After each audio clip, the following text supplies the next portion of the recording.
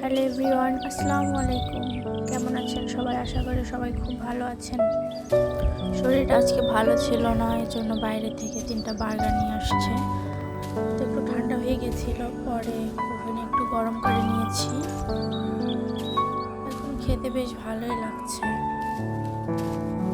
Burger আমার খুব পছন্দের খাবার। আমার যখনই মন খারাপ থাকে বা শরীর খারাপ থাকে আমি তখনই বার্গার এনে খাই, তখন মনটা অটোমেটিক ভালো হয়ে যায়। বার্গার আপনাদের কার কেমন লাগে অবশ্যই জানাবেন, জানাতে ভুলবেন না।